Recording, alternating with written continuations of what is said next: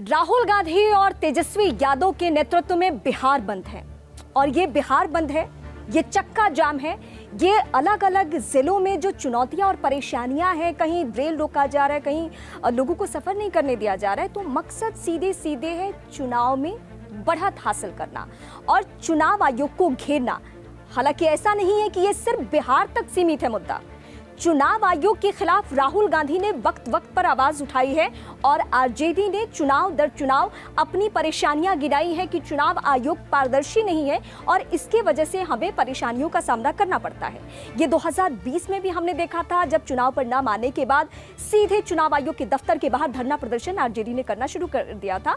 उसके बड़े लीडर्स, जिसमें मनोज झा सहित जितने भी तमाम लीडर्स हैं, वो सब जाकर धरना प्रदर्शन कर रहे थे कि चुनाव आयोग पारदर्शी नहीं है। उसने हमें बहुत परेशान किया है और यही बातें अब दोहराई जा रही है। चुनाव होने से पहले चुनाव की तारीखों का ऐलान बिहार में नहीं हुआ है, लेकिन वोटर लिस्ट रिवीजन को लेकर बहुत सारे सवाल उठ रहे हैं और इन सवालों की फहरिस्त इतनी लंबी है कि अब सड़कों पर सीधे राहुल गांधी उतर चुके हैं। और राहुल गांधी अगर उतरे हैं तो ऐसा नहीं है कि सिर्फ यहां से बिहार को ही मैसेज देना है।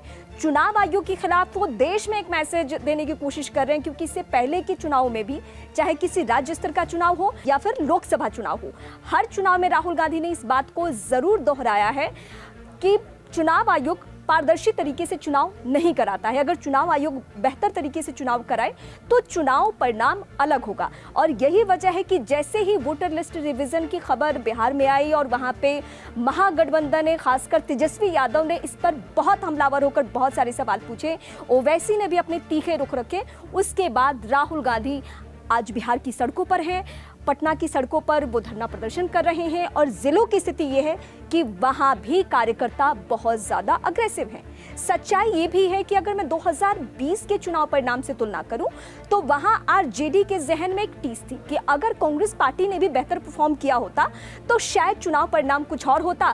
और विधानसभा में बड़ी पार्टी होने के बावजूद अगर आरजेडी वहां सत्ता से दूर रही तो इसके पीछे कहीं ना कहीं वजह कांग्रेस पार्टी का परफॉर्मेंस है और इसीलिए back to back Rahul Gandhi का बिहार में दौरा हो रहा है।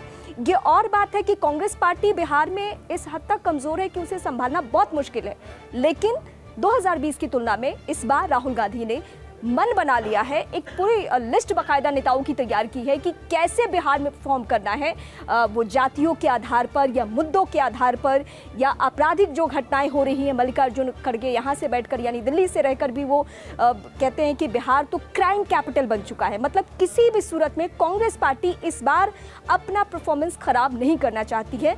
उसे मालूम है कि अगर गठबंधन अच्छे से लड़े चुनाव तो चुनाव परिणाम बेहतर हो सकता है। यही बातें ओवैसी भी समझ रहे। ओवैसी ने बकायदा लालू प्रसाद यादव को एक चिट्ठी लिखी और उस चिट्ठी में इस बात का जिक्र किया कि मैं चाहता हूं कि मैं महागठबंधन का हिस्सा बनूं। हालांकि ओवैसी का भी जनाधार सिर्फ बिहार के सीमांचल इलाकों में है, जहां पे मुस्लिमों की आबादी तकरीबन 70% तक है और उन इलाकों के प्रभाव को देखकर महागठबंधन किसी भी सूरत में ओवैसी को अपने साथ लेने के लिए तैयार नहीं है, क्योंकि लालू प्रसाद यादव से लेकर तेजस्वी यादव तक हमेशा ओवैसी को बीजेपी की बी टीम कहते रहे हैं। तो ऐसी सूरत में वो नहीं चाहते हैं कि ओवैसी उनके साथ हो।